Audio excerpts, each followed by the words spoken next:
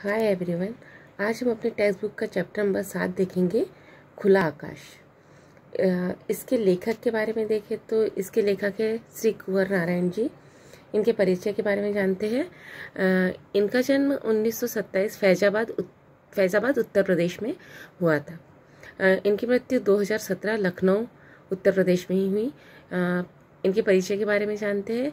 नई कविता आंदोलन के सशक्त हस्ताक्षर कुंवर नारायण की मूल विधा कविता रही है। इसके अलावा आपने कहानी लेख, समीक्षा, सिनेमा, रंगमंच आदि कलाओं पर भी लेखन चलाई है। आपकी कविता कहानियों का कई भारतीय भाषा और विदेशी भाषाओं में अनुवाद हुआ है। आपको भारतीय साहित्य जगत का सर्वोच्च सम्मान ज्ञानपीठ भी प्राप्त हुआ है। देखिए यहाँ पर श्री कुंवर नारायण सिंह जी को ज्ञानपीठ पुरस्कार प्राप्त हुआ है। ये बात आप लोग याद रखेंगे। इनकी प्रमुख कृतियाँ कौन कौन सी है? चक्रव्यूह, तीसरा सप्तक, परिवेश, हम तुम, आत्मजी, कोई दूसरा नहीं, इन दिनों आदि। इनके पद्य संबंधी, इस पद्य में क्या दिया है उसके बारे में जानते हैं। प्रस्तुत डायरी विधा में कुंवर नारायण जी ने जीवन के संघर्ष, साहित्य, आत्मचिंतन, जीवन क्रम आदि पर अपने विचार स्पष्ट किए हैं। इस पाठ में आपका मानना है कि हमें दूसरों से वाद विवाद न करके स्वयं से संवाद करना चाहिए।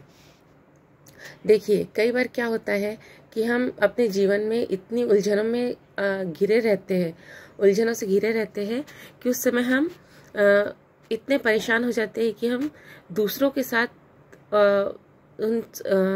बात करके या कलह करके हम उस समस्या का निदान करना चाहते हैं। लेकिन कवि लेखक ये कहते हैं कि इसका निदान हमें खुद अपने आप अंदर झांक के इसका निदान करना चाहिए। देखिए चलो पाठ शुरुआत करते हैं। अंदर की दुनिया, हमारे अंदर की दुनिया बाहर की दुनिया से कहीं ज़्यादा बड़ी है। हम अपना विस्तार नहीं करते, बाहर की अपेक्षा उसे छोटा करते चले जाते हैं और उसे बिल्कुल निर्जीव कर लेते हैं। आज़ादी, पूरी आज़ादी अगर कहीं संभव है तो इसी भीतर दुनिया में ही है, जिसे हम बिल्कुल अपनी तरह समृद्ध बना सकते हैं। स्वार्थी अर्थों में सिर्फ अपने लिए ही नहीं, निस्वार्थी अर्थों में दूसरों के लिए भी महत्व रखता है और स्वयं अपने लिए तो विशेष महत्व रखता है। देखिए जीवन में क्या होता है, कभी कभी जो हमारी अंदर की दुनिया है, अंदर की दुनिया मतलब इसमें कई हमारी खूबियाँ छुपी होती है, ठीक है। लेकिन हम इतना अपने बाहर की दिनचर्या में इतना व्यस्त हो जाते हैं कि इन चीज़ों की तरफ हम ध्यान नहीं देते। तो लेखक कहते हैं कि हमें क्या करना चाहिए, अपने अंदर जो कलाएं छुपी हो उसका विस्तार करना चाहिए। हम बाहरी जगत पे बहुत ध्यान देते हैं लेकिन अपने अंदर जो कलाएं छुपी होती है उसकी तरफ ध्यान नहीं देते। तो लेखक का ये कहना है कि हमें इसके अंदर, अपने अंदर झांकना चाहिए। हमारे अंदर क्या क्या गुण छुपे हैं उसको विकसित करना चाहिए। और हम अगर ये विकसित करते हैं तो ये हमारे लिए तो महत्व रखता ही है और साथ ही दूसरों के लिए भी बहुत महत्व रखता है। ये उन्होंने लिखा था 10 मार्च 1998। मकान पर मकान, जिस गली में आजकल रहता हूँ वहाँ एक आसमान भी है लेकिन दिखाई नहीं देता। उसी गली में पेड़ भी नहीं है, न ही पेड़ लगाने की गुंजाइश ही है। मकान ही मकान, इतने मकान की लगता है मकान पर मकान लदे हैं।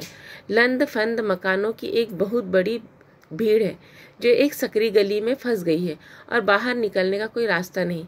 जिस मकान में रहता हूँ उसके बाहर झांकने से बाहर नहीं, सिर्फ दूसरे मकान और एक गंदी व तंग गली दिखाई देती है। चिड़िया दिखती है लेकिन पेड़ पर बैठी या आसमान में उड़ती हुई नहीं। बिजली या टेलीफोन के तारों पर बैठी मगर बातचीत करती या घरों के अंदर यहाँ वहाँ घोंसला बनाती नहीं दिखती। उन्हें देखकर लगता है मानो वे प्राकृतिक नहीं, रबड़ या प्लास्टिक के बने खिलौने हैं जो शायद ही इधर उधर फुदक सकते हो या चूचू की आवाज़ें निकाल सकते हो। देखिए आजकल हम लोग शहरों में देखते हैं कि यहाँ शहरों में इतना घसे घसे गलियों में मकान बने हुए हैं, ठीक है, कि वहाँ पर इंसानों का एक साथ में रहना ही मुश्किल होता है।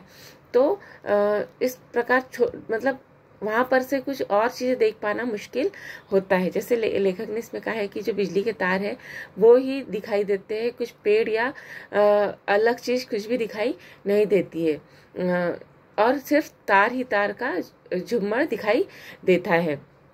उन्हें वहाँ पर चिड़िया भी दिखाई देती है, लेकिन वो चिड़िया कैसी दिखाई देती है, उन्हें ऐसा लगता है मानो वो प्लास्टिक की चिड़ियाओं की तरह दिखाई देती है। मैं ऐसी संकरी और तंग गली में मकानों की एक बहुत बड़ी भीड़ में बिजली और टेलीफोन के तारों से उलझ आसमान में एवं हरियाली के अभाव में जूझते अपने मोहल्ले से बाहर निकलने की भारी कोशिश में हूँ। लेखक कहते हैं कि ये इतना घसा हुआ, इतना छोटा, इतना छोटा मोहल्ला है, मैं इन सब से निकलना चाहता हूँ। सही साहित्य, सही और संपूर्ण साहित्य वह है जिसे हम दोनों आंखों में देखते हैं, सिर्फ बाई या सिर्फ दाई आंखों से नहीं।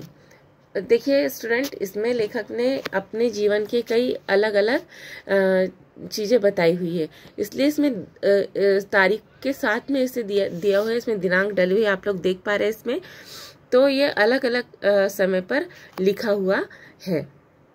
तो लेखक क्या कहते हैं कि इतने सारे जो साहित्य है, वो साहित्य में सही साहित्य वही होता है जो हम अपनी दोनों आंखों से देखें।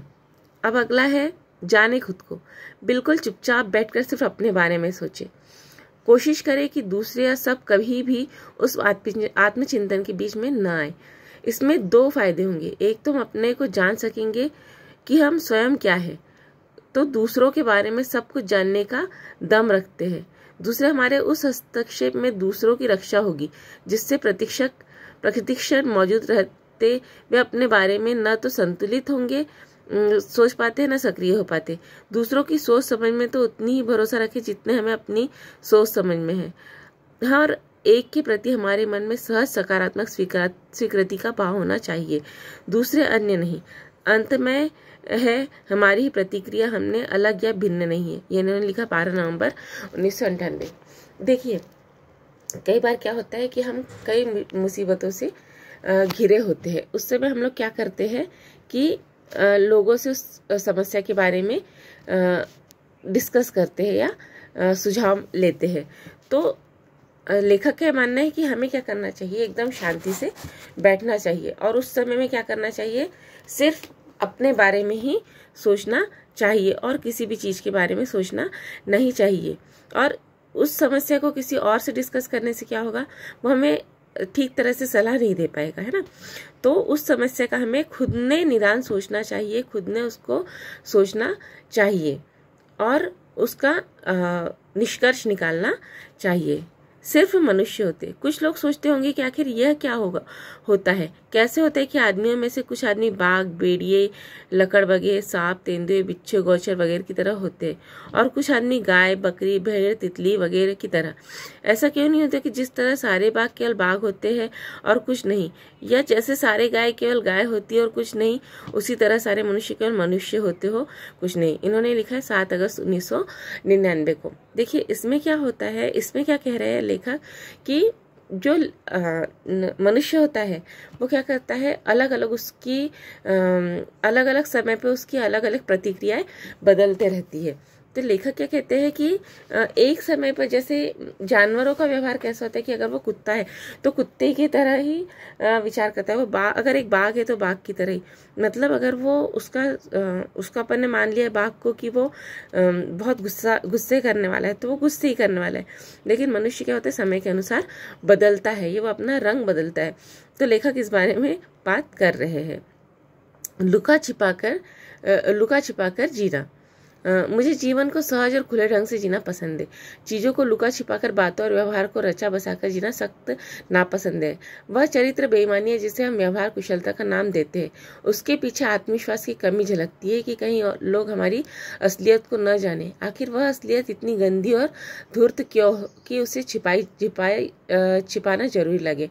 देखिए यह उन्होंने लिखा था 4 जनवरी 2001 को। लेखक क्या कहते हैं कि मुझे जीवन को कैसे जीना पसंद है, सहजता से, मतलब सरलता से। किसी के बहकावे में आके कोई बात को लुका छिपा कर व्यवहार करना, ऐसे जीना उन्हें पसंद नहीं है। वह चरित्र बेईमानी होती है, उनका मानना है, जिससे हम व्यवहार कुशलता का नाम देते हैं। मतलब हम जो दिखावा करते हैं उसे लोग क्या मानते हैं, व्यवहार कुशलता मानते हैं, जो क्या है, एक बेईमानी होती है ना। और लोग इसे क्या मानते हैं, इसके पीछे आत्मविश्वास, इसे लोग कुशल व्यवहार का नाम देते हैं, लेकिन इसके पीछे आत्मविश्वास की कमी झलकती है कि कहीं लोग हमारी असलियत को न समझे। आखिर ये असलियत इतनी गंदी और धूर्त क्यों हो कि इसे छिपाना जरूरी है? हम जैसे हमें वैसा व्यवहार करना चाहिए, छोटे शब्दों में अगर कहा जाए तो लेखक का ये मानना है। अब देखिए अगले से बोल रहा है, बुढ़ापा केवल यही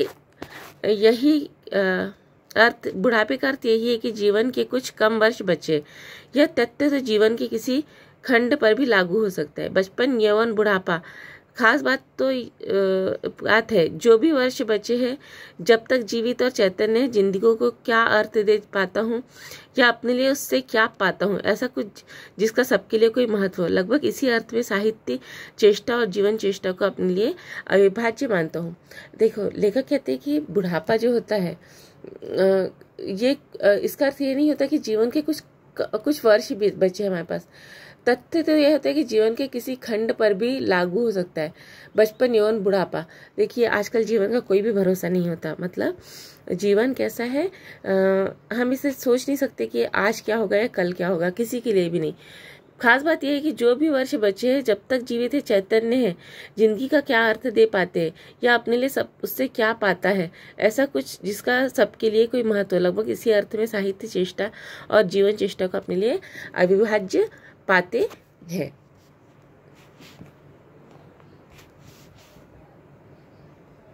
पचहत्तर का हो रहा हूँ, यानी जीने के लिए अब कुछ ही वर्ष बचे हैं। लेखक क्या कहते हैं, 75 साल में लोगों की मानसिकता बन जाती है कि अब कुछ ही समय मेरे पास बचा है, लेकिन जीना बंद नहीं हो गया है। यह एहसास की मृत्यु बहुत दूर नहीं है, उम्र से किसी भी मोड़ पर हो सकती है। ऐसा कुछ भी है मेरे साथ, तब हो या अब, वह सवाल अपनी जगह बना है कि जीवन को किस तरह जिया जाए, सार्थकता से अपने लिए या दूसरों के लिए। देखो लेखक क्या कहते हैं कि अगर हम जैसे जैसे बुढ़ापे की तरफ जाते हैं तो हमें ये नहीं सोच लेना चाहिए कि अब हमारे पास में कुछ ही दिन बचे और उसको हमारे पास मृत्यु हमारे आसपास है। हम उम्र के किसी भी मोड़ पे हो, हमें कैसे जीना चाहिए, हमें सार्थक तरीके से इसको जीना चाहिए। ये उन्होंने कब लिखा, 23 जनवरी 2002 को। दिल्ली में रहना, दिल्ली शहर में घर ढूंढ रहा हूँ। शहर जैसा एक बहुत बड़ी बस, सवारियों से लनफन, एक वक्त चलायमान। दिल्ली में रहने का मतलब कहीं पायदान बराबर तो कमरों में 2 पाँव टिकाकर किसी तरह लटक जाओ और लटके रहो उम्र भर। जिंदगी का मतलब बस इतना ही है कि जब तक बन पड़े लटके रहो, फिर धीरे धीरे कहीं भीड़ भाड़ में गिर जाओ। देखो लेखक जो ये दिल्ली के लिए बात करे, लेकिन ये सभी शहरों पे बात लागू होती है, बड़े शहरों पे, क्योंकि वहाँ का जीवन कैसा होता है, चलते रहता है। और दूसरी चीज क्या होता है कि यहाँ का जो मतलब घर कैसे होते, छोटे छोटे होते, जिसमें उस समय को मतलब घर छोटे छोटे होते हैं और घरों में रहना कैसा होता है, बहुत ही मुश्किल होता है। बहाने निकालना, जो हम शौक से करना चाहते हैं उसके लिए रास्ते निकाल लेते, जो नहीं न करना चाहते उसके लिए बहाने निकाल लेते। देखिए ये बात बिल्कुल सही बोल रहे हैं हमारे जो स्टूडेंट हैं उनकी जिंदगी पे भी। जैसे अभी कैसा होता है, जो हम लोगों को शौक, जैसे आप लोगों को खेलना बहुत पसंद है तो उसके लिए तुरंत टाइम निकल जाता है, लेकिन क्या होता है खेलना पसंद, पढ़ना पसंद नहीं है तो आज तो यार बहुत थक गया हूँ, मेरे पैर बहुत दुख रहे हैं, मैं कल से पढ़ाई शुरू करता हूँ। तो ये क्या हो जाते हैं, बहाने हो जाते हैं। तो उसको हम लोग क्या करते हैं, टालते रहते हैं, और टालते टालते क्या होता है, अपना सिलेबस आगे निकलते चले जाता है और वो क्या हो जाता है, पीछे हो जाता है। तो हम जो चीज़ शौक से करना चाहते हैं और शौक से जल्दी से करते हैं, लेकिन बहाने बनाने के लिए भी हमारे पास में कई चीज़ें होती है। उन्होंने कब लिखा, 2 जनवरी 2006 में।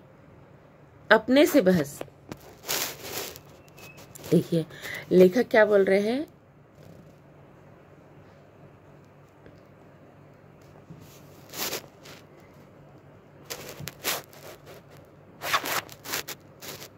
बहस दूसरों से नहीं अपनों से करनी चाहिए। बहस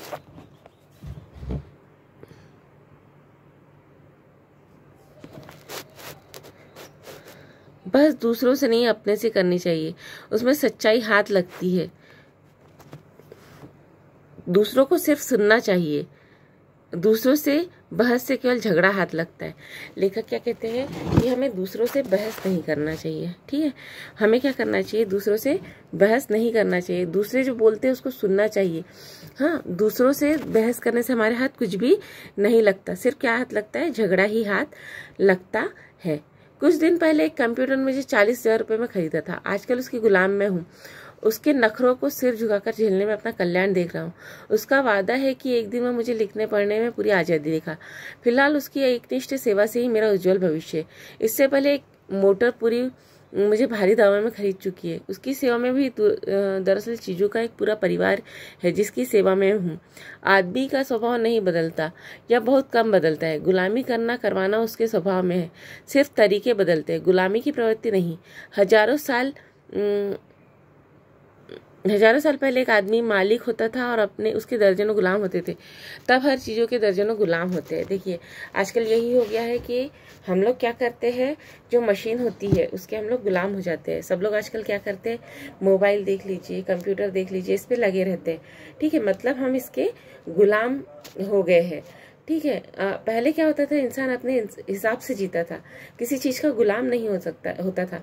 लेकिन आजकल हम सब चीज़ों के गुलाम हो गए हैं, इन्होंने हमें अपना गुलाम बना लिया है। ठीक है, तो आज हम लोगों ने पढ़ा खुला आकाश। इसके क्वेश्चन उसके क्वेश्चन आंसर आप स्टूडेंट करेंगे, इसको करने की कोशिश करेंगे। ठीक है, और अगर कुछ दिक्कत आती है तो आप मुझे कांटेक्ट करें, और साथ में इस वीडियो को देखने के बाद लाइक करें, साथ में उन आपके मित्रों के साथ शेयर करें जो सल 10वीं कक्षा में है। धन्यवाद।